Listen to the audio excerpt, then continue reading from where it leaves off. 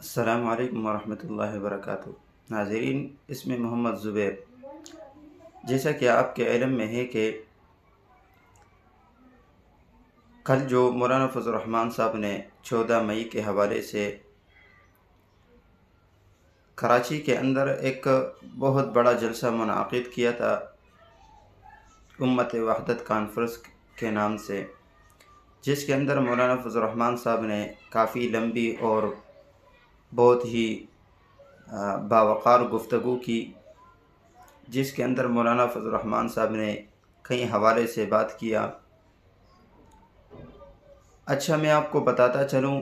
کہ مولانا فضل الرحمان صاحب نے کئی ایشو کو سامنے رکھتے ہوئے باتیں کی، جس کے اندر مولانا فضل الرحمان صاحب نے سب سے جو اہم گفتگو کی وہ امت کے وحدت کے نام سے ایک پیغام دیا۔ مولانا فضل الرحمان صاحب نے کہا کہ میں ساری اسلامی دنیا کو دعوت دیتا ہوں کہ وہ ایک پلیٹ فارم پر جمع ہو اور اپنی قوت کا مظاہرہ کرے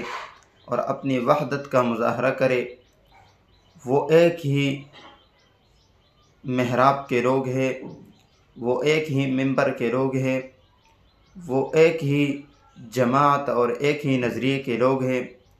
ان کو میں کہنا چاہتا ہوں کہ وہ سارے آ کر ایک ہی پلیٹ فارم پر جمع ہو جائے اور ایک اسلامی بلاک کی تجویز دے تاکہ وہ ایک قوت بن سکے،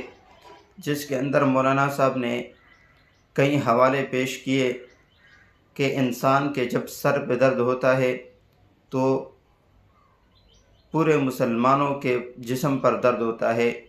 جیسا کہ مثال کے طور پر فرمایا کہ آنکھ میں درد ہو تو جسم میں درد ہوتا ہے، سر میں درد ہو تو پورے جسم میں درد ہو۔ تو فلسطین کے حوالے سے انہوں نے یہ بات کہی تھی کہ اگر کسی ایک مسلمان کو تکلیف ہو تو گویا یہ پورے مسلمان کے لوگوں کو تکلیف سمجھا جاتا ہے۔ المؤمنون کا جسد واحد، جیسے کہ مسلمان جو ہے نا وہ ایک جسم کے مانند ہے۔ اسی طرح انہوں نے دوسری گفتگو جو فرمائی وہ شیخ محمد ادریس صاحب رحمۃ اللہ علیہ کے حوالے سے فرمائی کہ ہمیں اس لیے قتل کیا جاتا ہے کہ ہم سب سے بڑے اور پر اثر جماعت ہے، یعنی جمعیت علماء الاسلام ایک منظم جماعت ہے جو ملک کی وحدت کے اندر انہوں نے بہت بڑا کردار ادا کیا ہے، جو ملک کی ایک 200 سالہ تاریخ رکھتی ہے، جس کے اندر وہ اس تاریخ کو دیکھ کر وہ اپنے فیصلے کرتی ہے، جس کے اندر جہاد کی بھی تعلیم ہے، جس کے اندر جو ہے نا منظم ہونے کی بھی تاریخ ہے، جس کے اندر جو ہے نا قومی وحدت کے اندر جو مسائل ہے اس کی بھی تاریخ ہے، اور جس کو ایک پلیٹ فارم پر جمع کرنے کی بھی تاریخ ہے، یعنی 200 سالہ تاریخ جو مختلف ایشوز کو جمع کرتی ہے۔ تو میرے دوستو، انہوں نے ایک بات شیخ محمد ادریس رحمۃ اللہ علیہ کے حوالے سے سامنے لائی کہ ہم خون دے رہے ہیں، ہم بہت ہی خون دے رہے ہیں، ہم باجوڑ سے لے کر کراچی تک جنازے ہی جنازے اٹھا رہے ہیں۔ ہم نے باجوڑ کے اندر ایک ہی جلسے کے اندر 80 جنازے اٹھائے۔ اسی طرح وزیرستان کے اندر،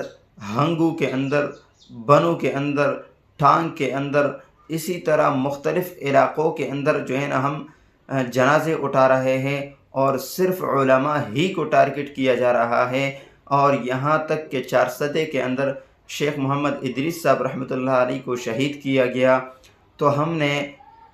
جو ہے نا اس پر صبر کیا۔ یہ اس بات کی دلیل ہے کہ ہم ملک کو جوڑنے والے ہیں، اور لوگ جو ہے نا ملک کو توڑ رہے ہیں، اور اس توڑنے کے اندر وہ یہ کردار ادا کر رہے ہیں کہ ہم علماء کو شہادت کے مرتبے پر فائز کریں گے تو یہ ملک ٹوٹنے کی طرف چلے جائے گا۔ لیکن مولانا صاحب نے کہا کہ ہم خون دے رہے ہیں، ہم خون کو جو ہے نا اپنے خون کو رائگاں جانے نہیں دیں گے، ہم ملک کو جوڑنا چاہتے ہیں، ملک کو جو ہے نا توڑنا نہیں چاہتے ہیں۔ تو یہ بات مولانا فضل الرحمن صاحب نے رکھی سامنے۔ اور دوسری بات مولانا صاحب نے جو رکھی وہ فرمایا کہ ہماری معیشت جو ہے وہ بالکل ٹھپ ہو چکی ہے، ہماری معیشت بالکل کمزور ہو چکی ہے۔ جنگ تو ایران اور امریکہ کے درمیان ہے، لیکن معیشت کا جنازہ ہمارے اس پاکستان کے اندر نکل رہا ہے، کیونکہ کئی ملکوں کا ذکر کیا کہ وہاں پر 16% معیشت کے اندر اضافہ ہوا، کہیں کہ جو ہے نا 1 روپے اضافہ ہوا، کہیں بالکل اضافہ ہوا بھی نہیں، لیکن ہمارے پاکستان کے اندر جو اضافہ ہوا وہ 61% اضافہ ہوا۔ تو میرے دوستو، انہوں نے یہ بھی پیغام دیا کہ مجھے بھی کہا کہ آپ یہاں پر نہ جائے، لیکن میں نے کہا کہ میں یہاں جاؤں گا، کیونکہ اس سے یہ بات سمجھ میں آتی ہے کہ یہ مولانا فضل الرحمن صاحب کو بھی دھمکی دی کہ آپ اگر اس جگہ میں جائیں گے تو آپ بھی نشانہ بن جائیں گے، لیکن مولانا صاحب نے فرمایا کہ نہیں، میں جاؤں گا۔ اور ساتھ میں مولانا راشد محمود سومرو صاحب نے بھی فرمایا کہ اگر ہمارے قائد کو اگر ایک بال بھی کسی نے بینگا کیا تو ہم اس زمین کو، اس ملک کو آگ کا بگولا بنا دیں گے۔ تو یہ معلوم ہوتا ہے کہ کسی جماعت کی قیادت محفوظ نہیں تو اس کے جو کارکن ہیں وہ کیسے محفوظ ہوں گے۔ یہاں آئے روز جو ہے نا علماء کو دھمکیاں دی جاتی ہے، آئے روز نشانہ بن رہے ہیں۔ اسی طرح مولانا صاحب نے ایک بات یہ بھی کہی کہ کہیں سے ہمارے اوپر کفر کے فتوے لگ رہے ہیں، کہیں سے ہمیں جو ہے نا داندلیوں کا جو ہے نا قرار ٹھہرا دیا جاتا ہے، داندلیوں کے ضمن میں ہمیں پارلیمنٹ سے باہر کر دیا جاتا ہے، لیکن ہم اس جو ہے نا اس مرحلے سے گزر رہے ہیں کہ کہیں سے کفر کے فتوے لگ رہے ہیں تو کہیں سے ہمیں جو ہے نا ملک کے محافظ ہمیں داندلی کروا کر پارلیمنٹ سے باہر کر دیتے ہیں۔ لیکن مولانا صاحب نے کہا کہ اگر آپ ہمیں پارلیمنٹ سے تو باہر کر سکتے ہیں، لیکن آپ ہمیں عوام کو مخاطب کرتے ہوئے کہا کہ اس میدان سے تو آپ ہمیں باہر نہیں کر سکتے، اگر ہمارے فیصلے ایوانوں کے اندر نہیں ہوں گے تو ہمارے فیصلے اس میدانوں کے اندر ہوں گے۔ تو میرے دوستو، کئی حوالے سے انہوں نے باتیں کی، یہ سب سے اہم بات تھی جو انہوں نے سامنے رکھی، اور کہا کہ ہم لوگوں نے یہ جو پاکستان کی جو ثالثی کا کردار ہے، ان کے اندر ہمارے پاکستان نے بہت بڑا کردار ادا کیا ہے، ہمارے پاکستان کے لوگوں نے، ہمارے جو ہے نا بڑوں نے اس کے اندر بہت بڑا کردار کیا ہے۔ تو اس حوالے سے مجھے یہ کہا گیا تھا کہ آپ اپنے جو احتجاجی مظاہرے ہیں آپ اسے روک دیں۔ تو مولانا صاحب نے کہا کہ ہم نے ملک کو سمجھا، ہم نے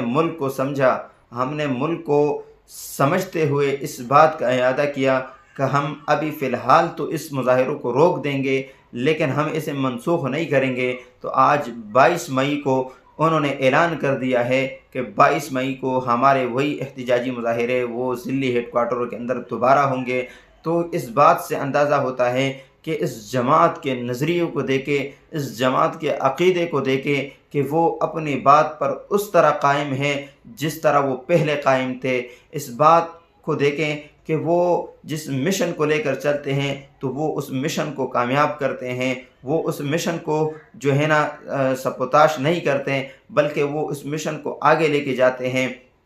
اور فرمایا کہ ہم شدت اور نفرتوں کی جو ہے نا سیاست کو اس پاکستان کے اندر نہیں کرتے ہیں، بلکہ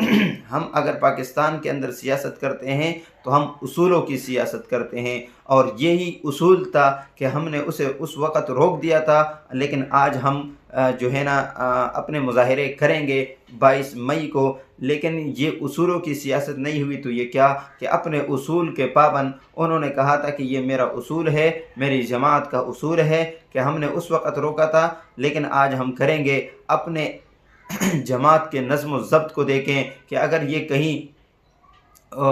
دوسری جماعت کا جلسہ ہوتا یا کہیں دوسری پارٹیوں کا مسئلہ ہوتا یا کوئی اس طرح پروگرام ہوتا تو آپ دیکھتے کہ ملک کے اندر سرکاری اداروں کو، سرکاری املاکوں کو کس طرح نقصان پہنچایا جاتا، اور اسی طرح جو ہے نا لوگوں کو کتنی اذیتیں اور تکلیفیں پہنچاتی۔ لیکن یہ ایک دینی جماعت اور جمعیت علماء اسلام ایک باوقار اور بہترین جماعت جنہوں نے ایک لمبی تاریخ رقم کی ہے، یہ اپنا جلسہ بھی کیا، اپنے جلسے کو ریکارڈ بھی کیا، بیانات کے جو محدود الفاظ تھے ان بہترین الفاظ کے اندر انہوں نے اپنے الفاظ کا چناؤ کیا،